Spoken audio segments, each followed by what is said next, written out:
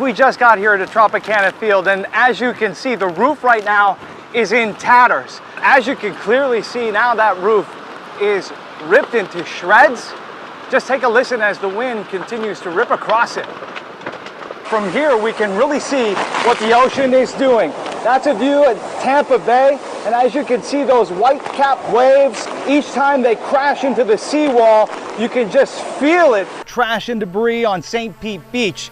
This Little League field doubling as a makeshift landfill. But if you thought this was a big pile, there's an even bigger one behind it. Take a look at that. There are a lot of pieces here. We've seen people picking them up, perhaps as kind of a souvenir. But let's go ahead and roll some of that aerial video that we got earlier today, because that really gives you a view into Tropicana Field and all of that debris on the field and in the stands. It's jarring to see the roof of Tropicana Field like this ripped to shreds in the powerful winds of Hurricane Milton.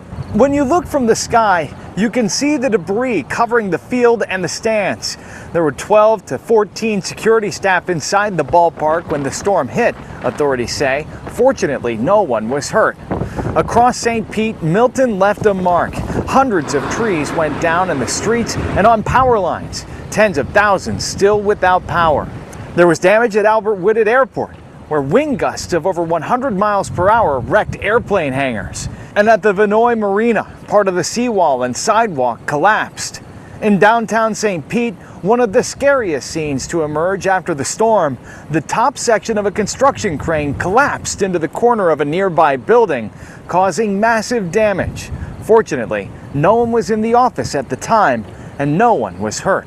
But sadly, Hurricane Milton will go down as a deadly storm. St. Pete police said that a man and a woman died of storm-related causes. Reporting in St. Pete, Luke Cleary, 10 Tampa Bay. Making the best of a very difficult, bad situation. If you just come right over here, you'll see where people are just having dinner, families spending some time here together, closer than probably usual. And this hotel has a capacity of 128. I'm told that they are fully sold out of rooms through Saturday. That probably doesn't come as a surprise. The manager here tells me that it's situated at about 40 feet above sea level, and so that's a good thing. It should help keep them out of harm's way when it comes to the storm surge. Also, it's a pet-friendly hotel, as you can see there.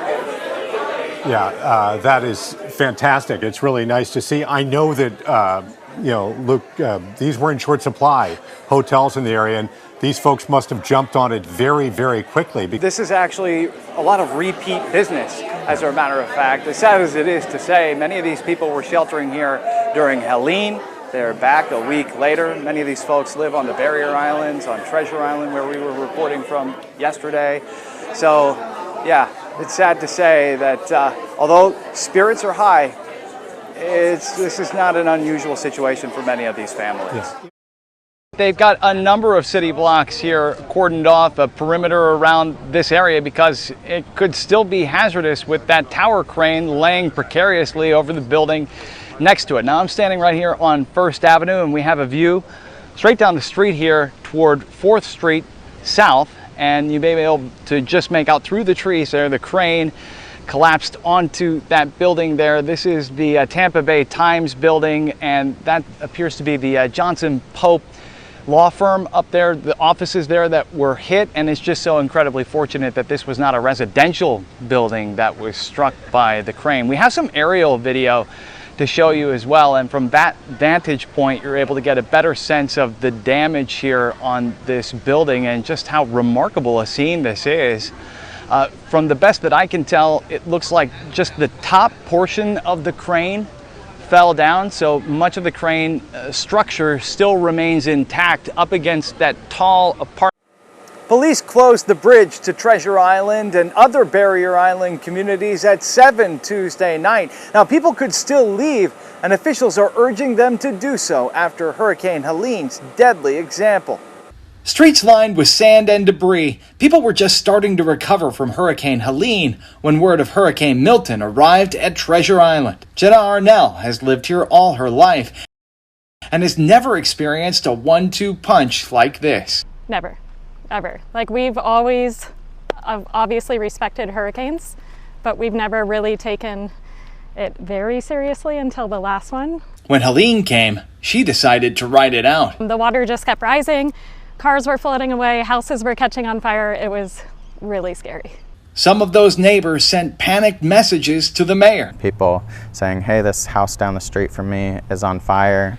I'm like, there's nothing that we can do. You can call 911, they'll take note of it, and once the storm passes, they'll go out and respond when they can. But during the storm, there's nothing they can do. The storm surge carried tons of sand on shore that took days for crews to remove. Well, we can only do so much. There are so many people in so many cities that has debris, and some of these residents just got to understand we're doing our best. Now, when Milton arrives, much of this material will still be here, but Jenna Arnell won't be.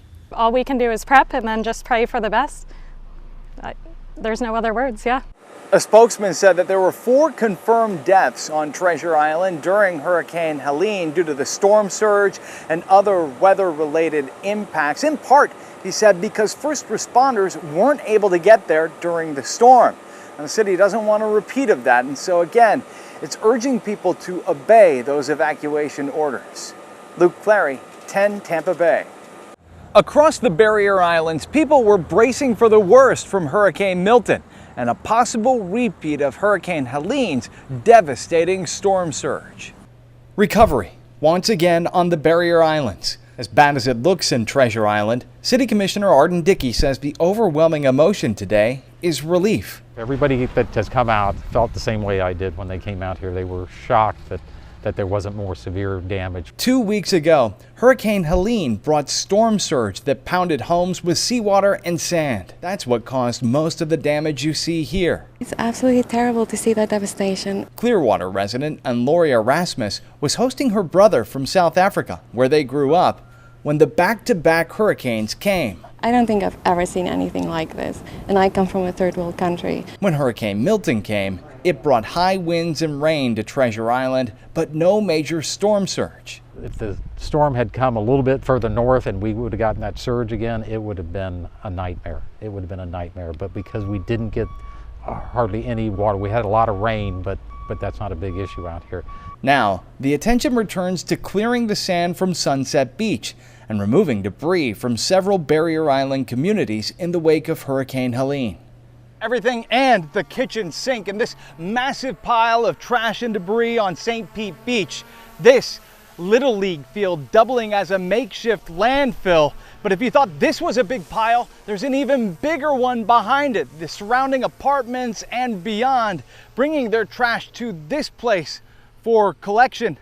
But this only scratches the surface of all of the cleanup left to do in the surrounding communities of the Barrier Islands. The wheels of commerce halted on the Barrier Islands. Now that Helene and Milton are gone, work crews are getting back to the business of recovery.